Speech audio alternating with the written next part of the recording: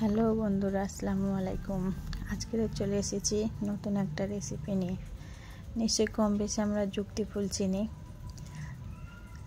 সেই যুক্তি ফুলের পাতাকে আমি তুলে নিয়ে এসে কুচি কুচি করে কেটে ভালো করে পরিষ্কার করে ধুয়ে নিচ্ছি। যুক্তি ফুলটা হয় একটু তিতো, আর যুক্তি ফুলের পাতাটাও একটু তিতো। তো আজকে আমি এমনভাবে যুক্তি ফুলটা ভাজা করে দেখাবো যাতে তিতো থাকবে না, খেতেও দুর্দান্ত স্বাদ লাগবে। এই যুক্তি ফুল বা যুক্তি ফুলের পাতা কিন্তু ডায়াবেটিস রোগীদের জন্য অনেক, স্বাস্থ্যের জন্য অনেক উপকারী।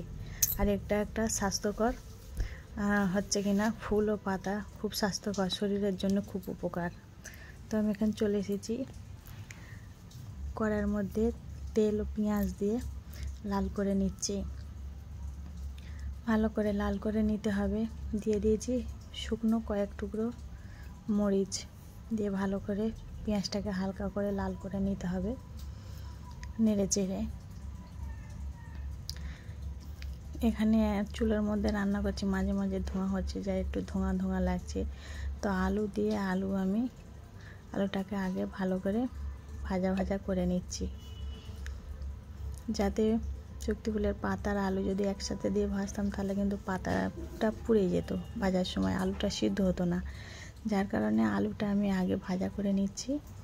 আলুটা যখন হয়ে আসবে তখন কিন্তু যুক্তি ফুলের পাতাটা দিয়ে আলুর সঙ্গে ভালো করে নেড়ে চেড়ে ভেজে নিলে কিন্তু হয়ে যাবে। তো এখানে আমার আলুটা প্রায় ভাজা হয়েই এসেছে। এখানে আমি আর কিছু দেব না, শুধু শুকনো মরিচ, একটু পরিমাণ মতন হলুদ দিয়েছি জাস্ট কালার আসার জন্য।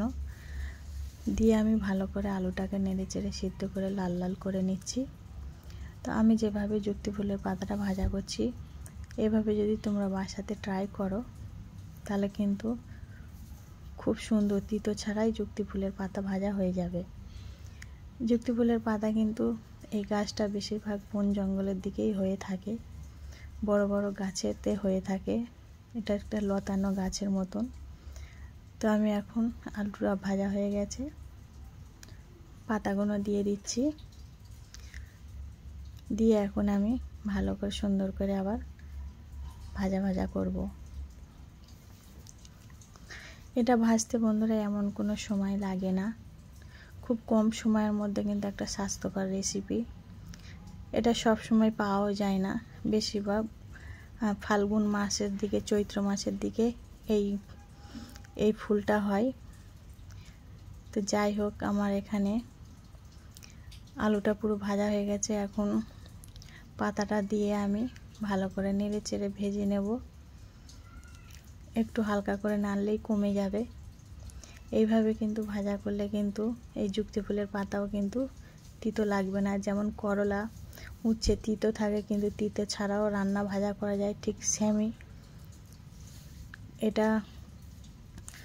আগে থেকে অনেকটা পানি ঝরিয়ে রেখেছিলাম, নাহলে কিন্তু সঙ্গে সঙ্গে ধুয়ে রান্না করলে কিন্তু অনেকটা পানি বেরিয়ে যায়, তখন আর ঝরঝরের মতন ভাজা হয় না, পুরো একদম একেবারে নেতিয়ে যায়।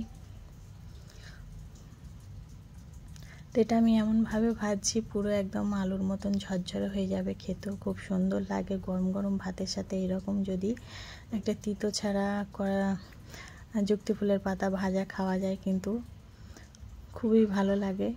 তো আমার এখানে ভাজাটা কমপ্লিট হয়ে গিয়েছে। ভাজাটা এখানে আমার পুরোপুরিভাবে কমপ্লিট হয়ে গিয়েছে। এবার আমি নামিয়ে নেব, নাহলে এরপরে কিন্তু পুড়ে যাবে। তো আমার এই যুক্তি ফুলের পাতা ভাজাটা দেখে তোমাদের কাছে কেমন লেগেছে অবশ্যই জানাতে ভুলবে না। যারা আমার কন্টিনিউ বন্ধু, আমার রেগুলার ভিডিও ফুল ওয়াচ করো, তাদেরকে জানাই অসংখ্য ধন্যবাদ। যারা নতুন বন্ধু তাদেরও জানাই অনেক অনেক ধন্যবাদ এতক্ষণ সাথে থাকার জন্য।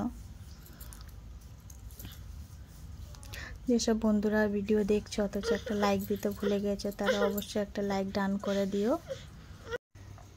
এখন আমি এবার নামিয়ে নেব। এরপরে আমি মাছ ভাজা করব।